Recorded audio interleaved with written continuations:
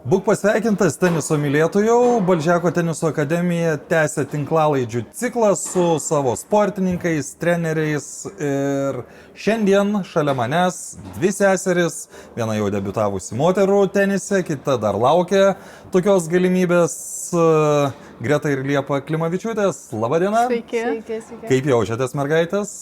Nu, viskas gerai, biškai jaudinamės, bet gerai, kaip tu. Jo, aš irgi gerai, pirmas kartas, biški, jauduliuko tokio yra, bet viskas gerai. Aš galiu pasakyti, kad prieš maždaug 10 metų jūsų tėtis Arūnas jautės irgi lygiai taip pat sunkiai, bet pažiūrėkit, dabar laidas kepa viena po kitos ir labai neblogai jaučias. Gerai, mes pradėsim su jumis nuo jūsų ateimo į tenisą ir keliausim iki šios dienos. Tai pradėkim nuo to klausimo, kiek, sakykime, tas pats jūsų tėtis padarė įtakos, kad jūs atsidūrėt tenise ir kiek jūs pačios to norėjot. Pradėk, Liepa, to.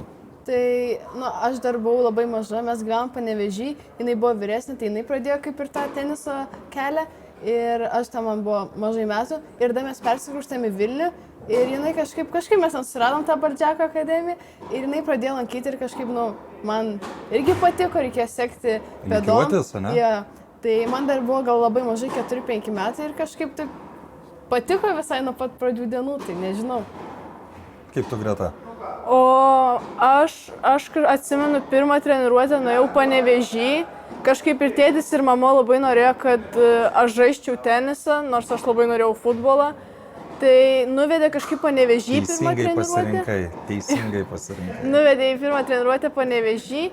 Tenais man, kaip ir nelabai patiko, ten kiek atsimenu, treneris nelabai patiko, tai man atrodo 1 ar 2 kartus tik tenais nuėjau. Ir tada, kaip Liepa minėjo, atsikraustėm į Vilnių ir kadangi ieškojom kažko arti, kad galėtų vežioti tenisą ir kažkaip užmatėm Balžekus, ten buvo atvirų durų diena ir kažkaip nuvedė, patiko, daug labiau patiko ir tada kažkaip pradėjau žaisti po biškį tenisą. O tu atsimeni tą momentą, kai tas patikimas jau galėjo pradėti konvertuotis į profesionalumą? Ar nuo pat pradžių pradėjai treniruotis tokiu ritmu, tempu kaip profesionalai, ar tai kažkada atėjo? Kiek atsimenu, tai jau nuo pirmų treniruočių ir Arūnas ir Remigijus pamatė, kad kažkokį gal talentą turiu. Ir kažkaip tada ir prasidėjo, tai po biškį treniruočių kiekis didėjo, tada ir vėliau ir mokyklą perėjau nuotoliniu ir taip toliau, bet po biškį prasidėjo ir toliau profesionaliai ėjau. O kaip tu, Liepa, tau, kai norėjai lygiuotis į seserį, tikrai norėjai lygiuotis į tas sunkes treniruotes, kur kiekvieną dieną mušinėjai, sportuoji, fiziniai pasiruošimai ir visa kita? Aišku, man ir mokslai visai gerai sekasi, dėl to, kad aš... Sesiai nelabai? Man atsakyčiau geriau. Ir man ir mokslai gerai sekasi, ir tenisas irgi man pakankamai gerai sekasi, tai aš dar taip nesu labai... Ne tai, kad apsisprendus, aišku, man tenisas labai patinka, tikrai neįsivaizduoju jo be jo, nes, nežinočiau, ką veikti daugiau be teniso, bet aš dar kadangi ir mokyklą lankau, tai man aišku sunkiau ir gal tas treniruočių kiekis šiek tiek yra mažesnis, bet vis tiek treniruojuos daug, kiek stengiuosi kuo daugiau treniruotis. Kai jūs čia patekot į M7, kiek čia dabar maždaug prieš 4 metus, atsidarė šitas kompleksas, kiek pačios sąlygos čia prisidėjo prie to, kad dar labiau norėjot būti čia? Šios sąlygos tikrai geros ir kortai viskas yra ir salė tikrai gera. Tai kažkaip gal biški mums toliau nuo namų, tai tas toks dalykas, sakyčiau, minusas, negu buvo anksčiau kiti kortai. Bet vis tiek didelis dalis tėčio, kuris vežioja, tai viskas tikrai geriau ir čia tikrai labai patinka ir smagu ir gera atmosfera ir gera kompanija ir geri treneriai. Ką tu, Liepa, gali pridurti? Ir čia man irgi labai patinka, labai draugiški visi žmonės, tikrai palaiko, pasveikina, tiesiog labai faina atmosfera. O tau, Greta, nukentėjo mokslai, kai prasidėjo tos treniruotės tokios? Prie šito klausimo gal vėliau prieisim, apie pačią dabar sunkią treniruočių dieną. Gali papasakoti žmonėms, kaip atrodo jauno žmogaus, norinčio tapti profesionaliu tenisininku, įprasta treniruočių diena?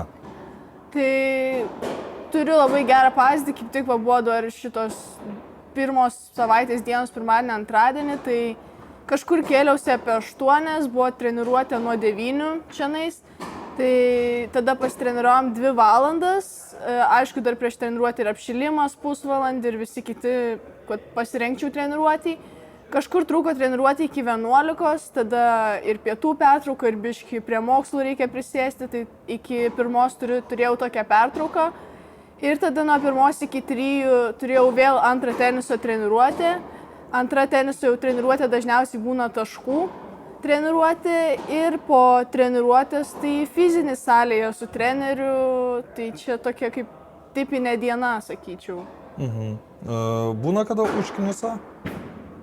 Jo, būna, aišku, kad būna, aišku, ir visoji, kiek va dabar žaidžiu tenisą, aišku, buvo ir visokių metimų teniso, ir kad nebepatinka ir visa kita, tai visko būna tikrai, bet kažkaip keliesi, darai ir toliau sieki tikslų. Liepa, pridurk. Aš, kadangi lankau mokyklą, tai man, sakyčiau, tokia pat... O nebaisiai skamba, kai turi artimą žmogų, kuris pasakoja treniruotę, čia truputį pailsiu prie mokslų, nes čia poilsis yra mokslai, tada dar vieną treniruotę, nes iš taškų, tada čia dar ir grįžti pamiegi ir vėl tas pats per tą patį. Na, jo, kai neina mokyklą, tikrai man atrodo labai daug, bet kartais, ten, pavyzdžiui, atostogų metu aš irgi panašiai tikrai treniruojuosi, nes tai yra galimybė, kad aš visą dieną galiu būti laisva, bet mokyklose tai aš dažniausiai man prasideda pamokos nuo 9 ir aš kažkur baigiu 2, kažkur 3, gal ten išeinu iš kažkokių pamokų, nes tiesiog reikia daugiau treniruotis, bet dažniausiai tuo tarpu, bet kartais būna, kad aš tiesiog ryte nuo 7 ryto čia atvažiuoju, treniruojuosi valandą, kad tiesiog daugiau laiko praleisti, išnaudoti laisvą laiko. Ir tada dar po pietų, jeigu turiu laiko, dar važiuoju čia, būna ir fizinis, ir tenisas, tikrai daug irgi. Gerai, kai tavęs klasiokai paklausia, čia 6 keltis dėl to, kad pažaistin, nesako, tau viskas gerai, čia tikrai tu to nori. Taip nesako, nes jie žino, kad aš ir iš pamokų išeinu kartais, kad ir tikrai daug ką, laimiu ten turnyruose ir panašiai, ir tikrai daug treniruojuosi ir tiesiog nepabėgu iš pamokų, tai jie dažniausiai nieko nesako ir tiesiog žino, kokia yra mano situacija. O yra dar, sakykime, klasėje ar artimoje aplinkoje mokykloje irgi jaunų žmonių, kurie siekia savo svajonę sporte?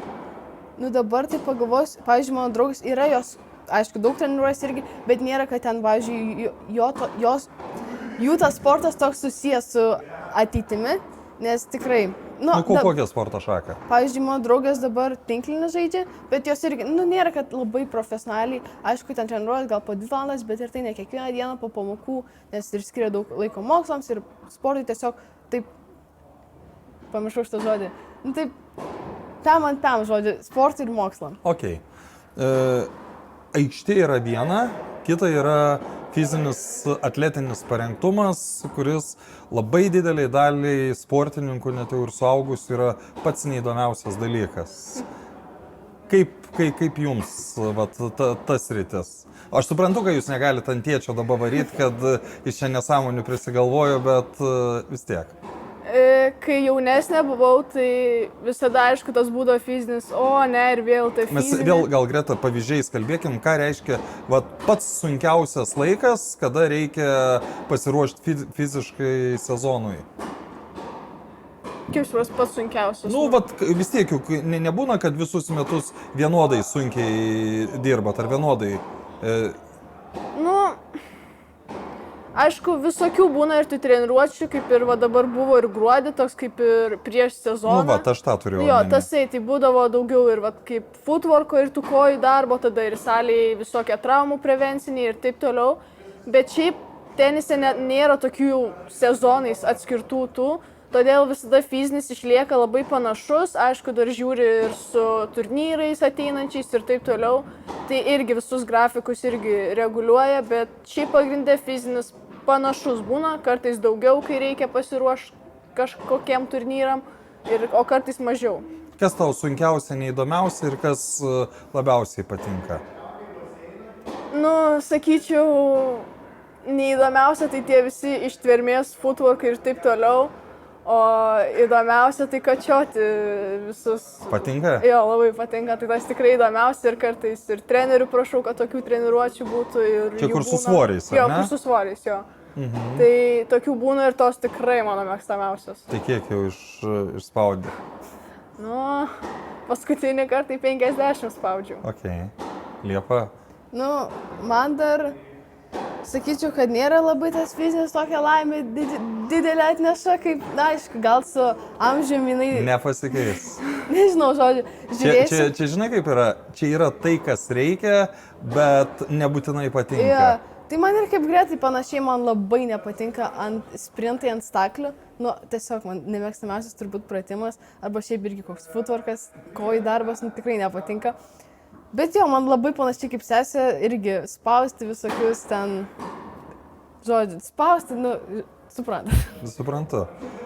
Jaučiat, kad po tų tokių stiprių treniruočių yra žymiai lengviau aikštėje?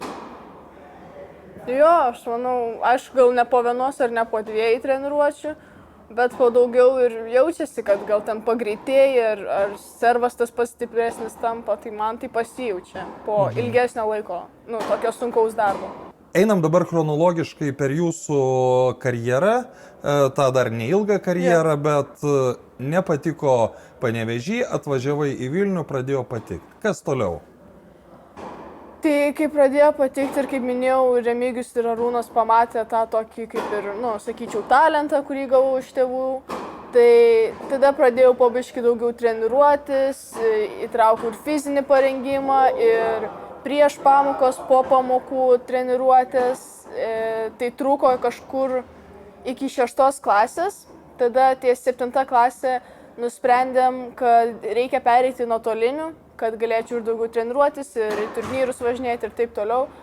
Tai jo, ir tada gavos, kad 7 visą klasę prasimokau nuotoliniu ir tada taip atsitiko, kad buvo trauma. Aišku, pas mane daug tų traumų labai būna ir todėl atsirado ta trauma ir tada grįžau atgal į mokyklą. O paskui tą traumą Aš truputį pertrauksiu, kaip, sakykime, vis tiek čia tokiam jaunam žmogui yra labai dideli gyvenimo pasikeitimai. Čia pripratus kiekvienais metais eiti į mokyklą, bats nebeini į mokyklą. Tada vėl kažkas pasikeičia, jau taip, aš įsivaizduoju, psichologiškai sunku dėl to, kad negali žaisti dėl tos traumos, dar į mokyklą grįžti. Tai labai buvo atsimintas sunkus etapas, tas pereiti nuotolinį. Buvo labai sunkus etapas, atrodo visus draugus palikti ir, nu, ir mokslai tada suprastėja, ir tada tas daugiau teniso atsiranda ir toks kaip ir socialinis biškai gyvenimas dingsta. Tai atsimenu ir verkdavau, tikrai, nu, būdavo sunkus etapas, todėl gal ir tada traumos dažniau pradėdavo kamuoti. Ir tada kažkaip traumas įsigydžiau ir vėl grįžau į tenisą.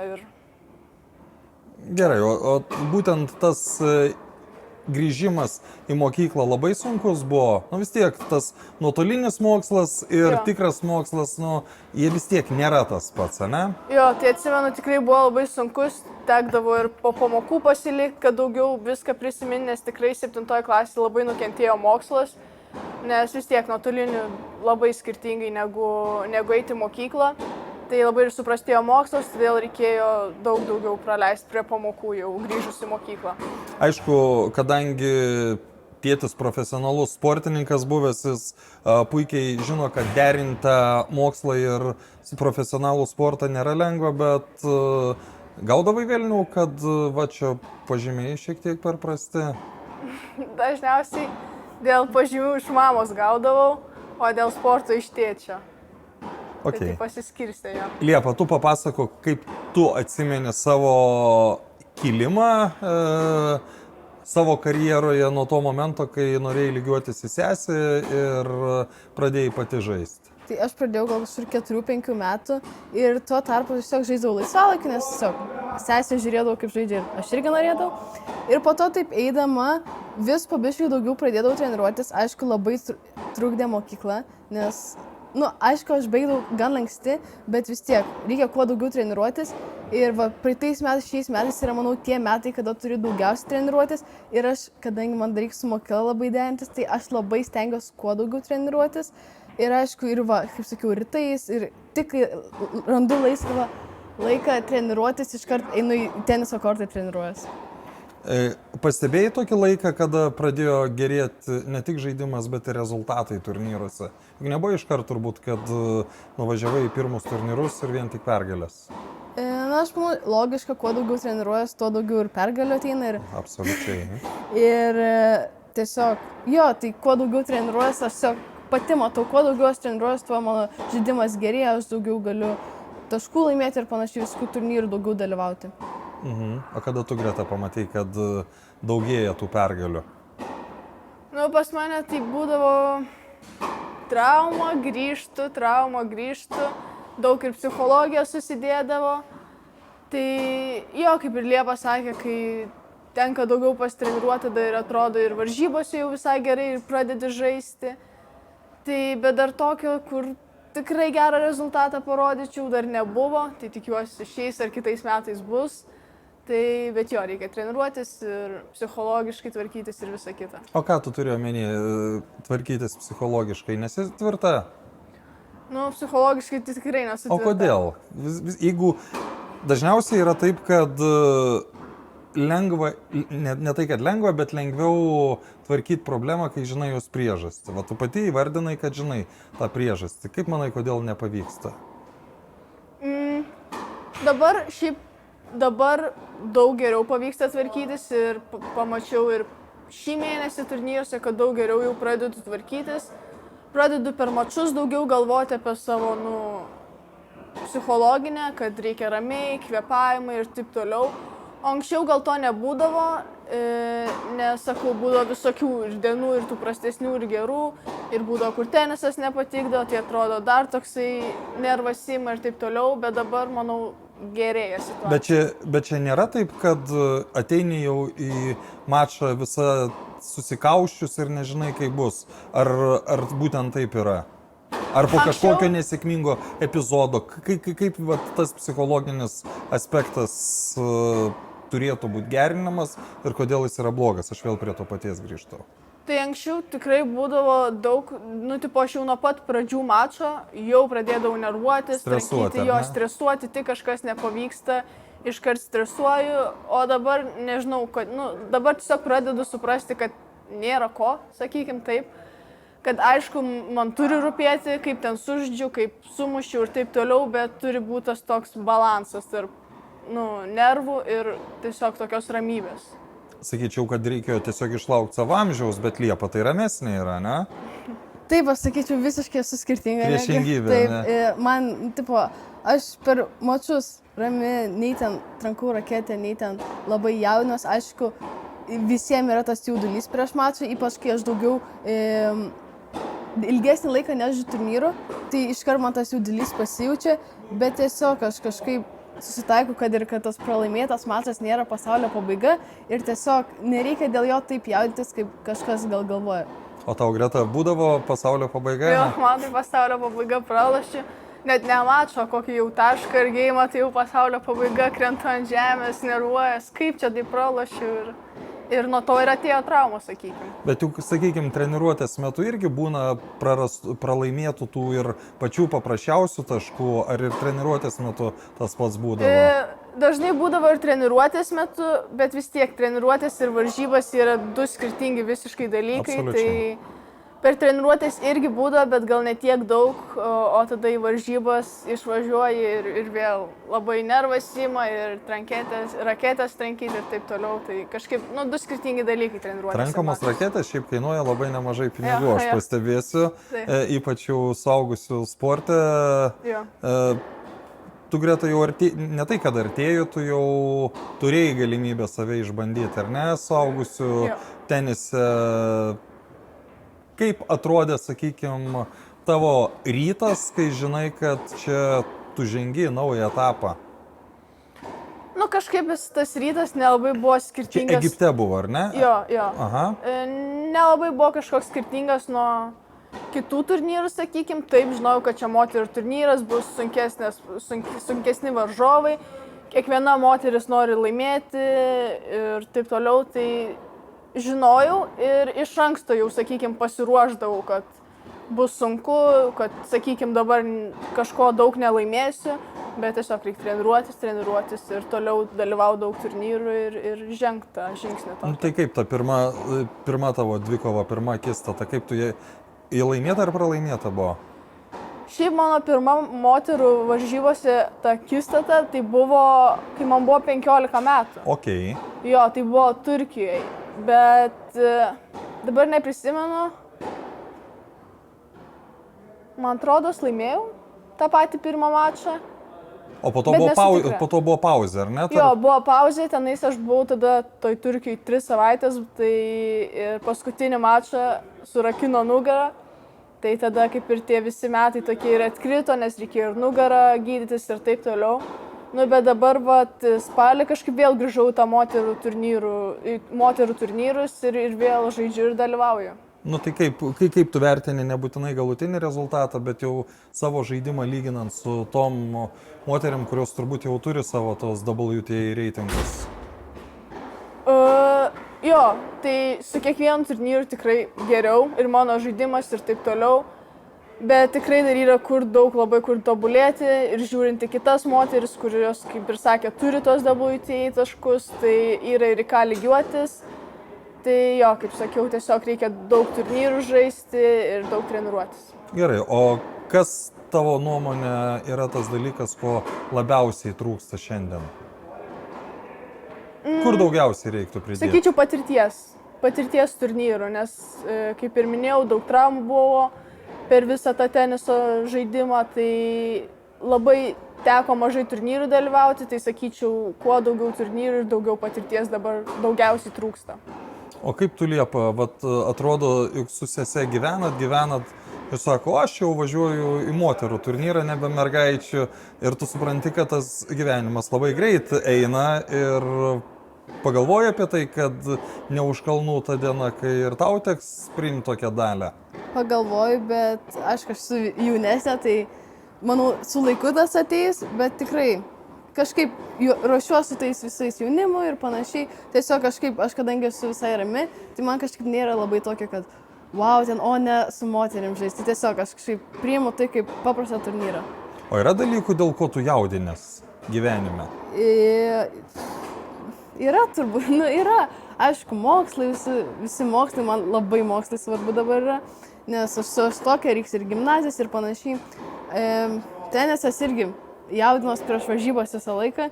Aš labai to neparodau, bet tikrai savyje aš tai jaučiu.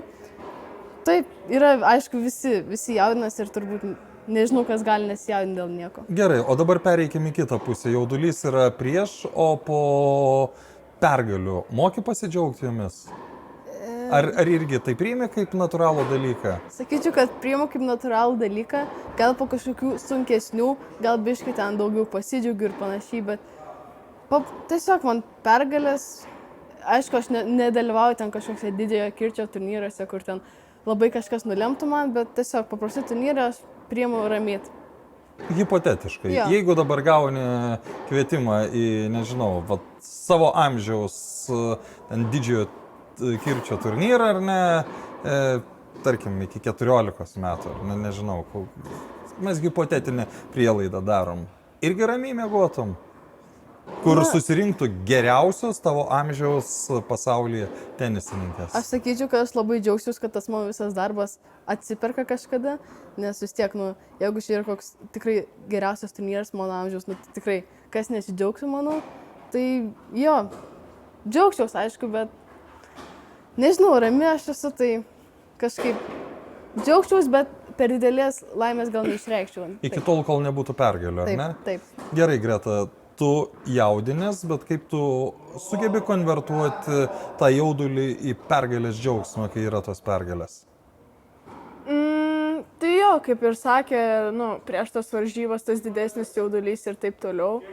O po mačų tai kažkiek, jeigu laimiu ir pasidžiaugiu, bet aišku, kaip sakiau, dar tokių didelių pergalių neturėjau, tai dar nesigavo ant tiek pasidžiaugti, sakykime, kokia pirma vieta ir taip toliau, bet minimaliom pergalėm tai jo pasidžiaugiu. O ką tu įvardintum šiai dienai savo didžiausių laimėjimo?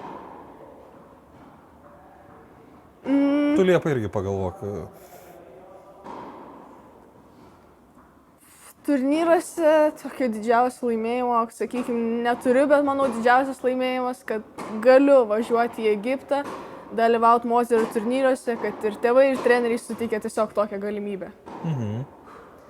Aš sakyčiau, kadangi vis tiek, Lietuvoje, pripažinkim, nėra ten toks kažkoks labai aukštas lygis, bet aišku, man visi tie top 8, visi čempionatai, aš dažniausiai juos laimiu. Tai man tiesiog atrodo šitie didžiausia laimė suteikia, nes tiek Lietuvoje, aišku, yra mažyti ir panašiai, bet tiesiog... Bet kažkas tai turi būti didžiausia pergalė. Taip. Aišku, ir ten visi Tennis Europe, ten iki ketvirtfinalių ir panašiai, bet tikrai kažko irgi labai didelio nesu pasiekus, bet tikrai tuo Lietuvos, pavyzdžiui, top 8, kur neseniai vyko, tikrai laimėjau pirmą vietą ir tikrai džiaugiausi savimi. Jeigu dabar reiktų pasirinkti, kur norėtum dalyvauti, realiai, jau nebe hipotetiškai, o dabar realiai, kur galima dalyvauti ir kur tikrai norėtum jau žengti žingsnelį į viršų. Tai kadangi aš dabar esu rinktiniai, būsiu rinktiniai, kur vyks žiemos rinktinė, tai ten irgi man labai didelis pasiekimas, aš būsiu pirmą kartą toj rinktiniai. Bet iš to, ko labai norėčiau, tai vyksta tokie Prancūzijoje Le Petit A turnyrai, kur yra geriausiai susirenka ir juos labai sunku patekti, tai tikrai, jeigu ten patekčiau, tikrai labai apsidžiaugčiau. O ten irgi kiekvieno amžiaus grupės? Jo. Ten yra U14, tik nežinau, ar U16 yra, bet U14 tikrai žinau, kad yra. Tai o kodėl ten? Ten tiesiog yra geriausias, prestižiškiausias Europos turnyras, kur susirenka visi pirmos, antros, visos raketės, tik geriausios. Jeigu Greta mes su tavim dabar kalbėtumėm apie žingsnį į priekį, kas būtų tau tas žingsnis į priekį? Pirmieji WTA taškai? Jo, tai kaip ir dabar minėjo, tai pirmi WTA taškai, o kad jį gauti, reikia praeiti 3 ratus kvalifikacijos ir vieną pagrindo ratą moterų turnyruose. Tai manau, čia toks vienas iš mano dabar tikslų ir ko tikrai dabar norėčiau ir tokį žingsnį. Bet jis nėra kažkoks labai tolimas žingsnis, vis tiek žinant ir tavo amžių ir tai, kad jau, kad ir nėra ten milžiniškai patirties, vis tiek jį yra kaupiamagi kiekvieną kartą, ne? Jo, čia nėra milžiniškas tikslas, todėl manau, jisai tikrai yra pasiekiamas, todėl reikia dalyvauti daug turnyrų ir žaisti, bet kaip ir tikrai nėra sunku, nes nuvažiavus tenais moterų lygis tikrai geras, todėl tikrai nebus lengva, bet tikrai norėčiau dabar toks vienas iš tikslų. O jeigu grįžtumėm dar prie psichologijos, kaip įsivaizduoji, kiek palengvintų bendrą situaciją tai, kad tu jau laimi tą pirmą WTA tašką, čia jau, sakykime, kodas nulaužtas, gali būti, kad po to būtų dar lengviau. Ar niekada negalvojai apie tai? Kažkaip nelabai gal apie tai pagalvojau, bet manau, gaunant tą vieną tašką, tai tikrai nebus lengva ir kitus gauti, bet gal čia toks pirmas tikrai, manau, žingsnis būtų į tą tokią profesionalią karjerą ir tuos visus aukštesnius reitingus. Tai nuo kažko, reikia pradėti. O nesi ten ar telefone, ar kažkur ant sienos namie pasikabinus, šių metų tikslas yra toks. Ką apskritai, sakykime, jauni profesionalūs žaidėjai galvoja prieš naujus metus, nes šiaip žmonės ką galvoja? Ten pradėsiu sportuoti, mažiau valgysiu, daugiau ten tą darysiu ir tą. Ką jūs jaunos sportininkės galvojat prieš naujus metus? Jo, tai tikrai prieš naujus metus pati savo pasidarau tokių, sakykime, teniso tikslų ir tuo pačiu ir mokslo tikslų. Tai jo, pasidarau tų ir teniso tikslų, sakykime, ten žaidimą pagerinti turnyrų metu ir varžybų metu, kaip ir minėjau, gal gautą ir WTA tašką. Ir kad ir visa psichologija gerėtų ir eitų tik į priekį, tai sakykime, gal tokie didžiausi tikslai būtų. Ką tu Liepa prieš naujus metus užsibrėžei kažką šiais 2026-aisiais? Tai aš užsibrėžiau daugiau treniruotis, nes tikrai man labai trūksta treniruočių. Aišku, aš nelabai kažką galiu pakeisti, bet tiesiog mano tikslas yra kuo daugiau treniruotis. tada dėl technikos, man dešinė ranka labai visą laiką kliūna ir treneriams labai kliūna ir man kliūna, bet aš tiesiog man labai sunku ją pakeisti, nes aš jau labai ilgą laiką žaidžiu taip, kaip aš esu pripratus žaisti, o tai nėra labai gal gera technika, bet tiesiog, man gal nėra patogiausias būdas taip žaisti, bet man pavyksta ir aš tikrai pramušiu gerai, tik reikėtų man tą techniką pasidaryti.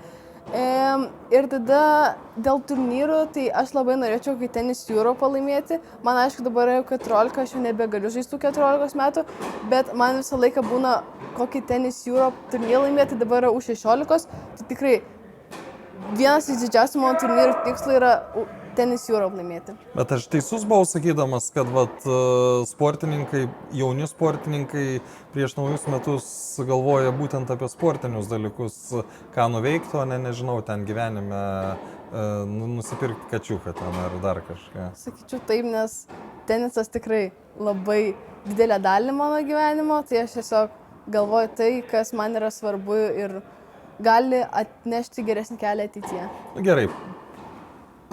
Pasvajokime, net prasidėjo tie 26-ieji, už lango šalta, kai jūs stebėsit šį epizodą, gal jau nebus taip šalta, tai kaip turėtų slinktis tie 2026-ieji, kad tie tikslai būtų pasiekti? Nieksgi nepasikeis. Į pamokas toliau turėsi eiti. Gerai, ten praleisi pirmą, paskutinę pamoką, bet iš esmės vis tiek mokslai, kaip suprantu, niekur nedings. Tai kaip pasiekti tą geresnį rezultatą? Sakyčiau, kad reiktų tada kažkaip su mokslus atidėti biškį šalį, jeigu norint kažką pasiekti daugiau tokio. Bet, aišku, mokslus nieko nepridėsi, vis tiek reikia mokytis. Bet, sakyčiau, gal vasarą reikėtų daug labai laiko skirti vasarą. Aišku, aš ir skiriu labai daug, nes tai yra vienintelis turbūt sezonas, kada nėra mokslo ir kada aš galiu visiškai 100% atiduoti tenisui. Tai jo, tai tiesiog daug treniruotis. Daugiau aš kažkaip, daugiausiai tiesiog daug treniruotis. Jūs tarpusavį žaidžiat vienas prieš kitą?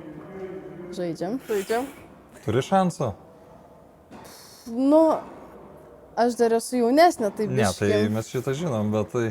Tai aišku, turiu, viskas yra įmanoma, bet sunkokai. Esi kada nors laimėjęs?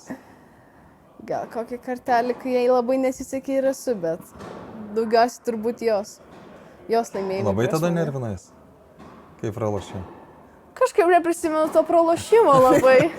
Gal ir buvo ten per treniruotę kartas, bet man atrodo, kad nelabai sureikšminau. Jeigu neprisimenu, tai reiškia, nelabai ir sureikšminau. Kaip tu Greta matai 26-uosius? Tai kaip ir sakiau, daugiau turnyrų važinėti. Kada dabar tie artimiausi turnyrai, kurie... Tai dabar vėl artimiausias turnyras vėl bus 2 moterų turnyrai Egipte. Čia ne kitą savaitę, o dar kitą savaitę planuojam su tėčiu važiuoti. Dar žiūrėsiu, ar pateksiu ir visą kitą, bet dabar labiausiai laukiu tų turnyrų ir ruošiuosi jiems. Gerai, čia mes jau po truputėlį einam į pabaigą, tai lieka 2 savaitės ar ne iki ten kažkokio svarbaus starto, kaip tada keičiasi treniruočių procesas? Į treniruotis įdedama daugiau taškų žaidimo, tai visokių setų, mačų, tai breikų. Stengiuosi ir išlaikyti ir tą fizinę formą ir su kineziterapeute irgi darau visokius traumų prevencinių pratimus, kad ir nekliudytų nugarą, kelias ir kiti dalykai. Ir taip pat su fizinio treneriu irgi dirbam ir kad sustiprėt, pagreitėt ir toliau patobulėt. Dabar žiūrint į šiandienos taško, kaip galvoji, geriau esi pasiruošus būsimam startui, nei kada gruodį važiavote į Egiptą, ar panašus pasiruošimas?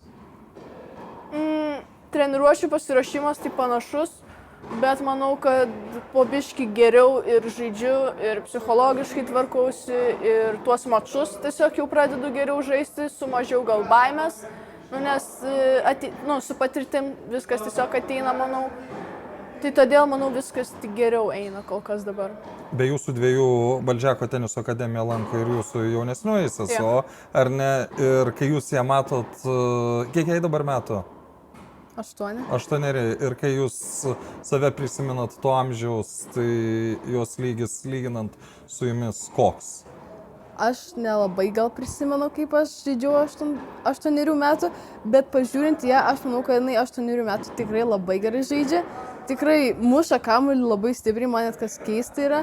Jinai, kad ir treniruojasi ten kiekvieną dieną, bet aišku, yra tokių dienų, kai jinai tiesiog nelanko, nes kažkas ten kokie bureliai ir panašiai, nes tiek dar mažas vaikas nori po daugiau visko patirti. Bet sakyčiau, mano atžvilgiu, kaip 8 metų vaikui tikrai labai gerai žaidžia. Ir turi ką Greta pridurti? Jo, aš sutikčiau su sesė, kad tikrai neblogai žaidžia ir daug visai treniruojasi. Gali būti, kad kažkada 3 seserys Klimavičiūtės WTA reitingė kažkur ten šmėžuos šalia viena kitos. Gal kažkada, manau, tikrai viskas yra įmanoma, bet labai viskas būtų sunkiai tada. Bet gal kažkada bus. Bet nieks ir nesakė, kad bus lengva, ar ne? Taip. Tai va, ties tuo mes ir baigsim šį epizodą. Ačiū Jums už atvirumą, kai pradžioj pasakėt, kad jaudinotės, galvojau, kad kalbėsit nedrasiau, bet kažkaip išdrasėjote, ne? Jo, viskas. Nu tai šaunuolės. Ačiū Jums, ačiū visiems žiūrėjusiems, iki kitų kartų. Ačiū, viso gero.